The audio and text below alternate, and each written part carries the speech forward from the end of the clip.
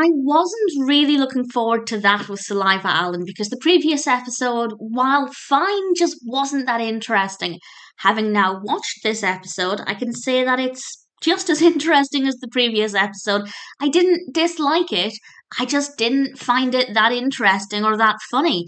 This is the 16th episode of the first season of Two and a Half Men. It's directed by Andrew D. Weyman, and this one picks up pretty much where the previous episode left off. So there will be spoilers in this discussion for this episode and obviously the previous episode. And Frankie and Joanie are staying with Alan and Charlie while she gets back on her feet, and we learn a little bit more about what she's running from and what her situation is. And I think they did a good job of explaining it, and I think she became a lot more likable, Frankie, once we got to know more about her background. At least I think she became more likable.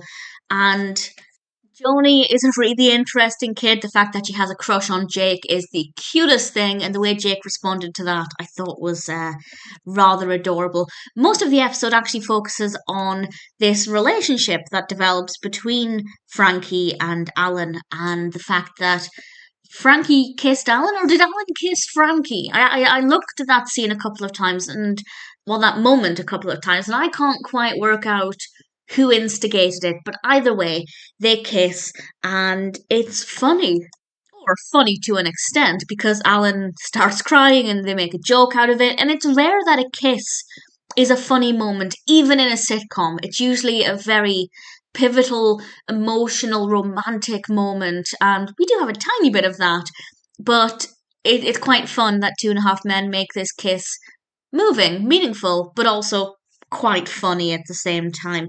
And then we get the boys in bed together with Charlie and Alan. Obviously, they're sharing a bed because Frankie's got Alan's bed, and they are having a kind of heart to heart. And I really liked seeing the brothers interacting with each other as always. Again, I didn't find it to be that funny. I didn't think their discussion was particularly amusing, but I enjoyed the moment. And then we also have actually third nipple is mentioned twice in this episode, and I can't hear third nipple without thinking of Chandler's nubbin, which put a little smile on my face.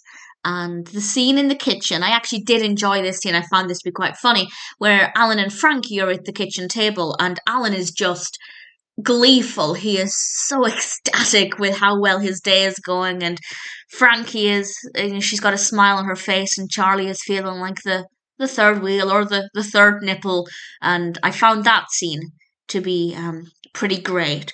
We also have a scene just after that where Charlie basically tells Frankie to watch because he doesn't want Alan to get upset, and Alan wears his heart on his sleeve. He's obviously falling for Frankie. And Charlie basically warns her that she needs to be careful, and he's looking out for his brother, and I think that's really sweet and really moving. Again, not a particularly funny scene, but one that I found quite touching. We also get to go outside for a tiny bit. We don't tend to go outdoors in Two and a Half Men that much, but we got to see a tiny little bit of the picnic. It was quite nice to be outdoors, if only for a couple of minutes. And then with the way the episode ended, I think it ended as well as it could have been. And the fact that Frankie is able to start to piece together her life and move in a positive direction, I think was a really good way to end the episode. If it ended with her, for example, running away from the situation again, by which I mean running from lawyers rather than just moving to a more positive environment, it wouldn't have been as satisfying, I think, because as I said, I did come to like the character and I did want the best for her. So for me, the ending was pretty good and a little bit funny, a little bit entertaining, and quite sweet for Alan, but it's still not a very funny episode. There are some episodes of Two and a Half Men where every other line has me howling with laughter, and then there are episodes like this that are well written, and it flows well. There are some moving moments and a couple of bits of comedy, but I wouldn't say it's very funny. So, to my surprise, I enjoyed this episode more than the previous episode. I wouldn't say I loved it, but I didn't mind it. It's not one I would choose to watch, but it was okay. It's never going to be a personal favourite, but that was Saliva Alan. It's still an okay episode.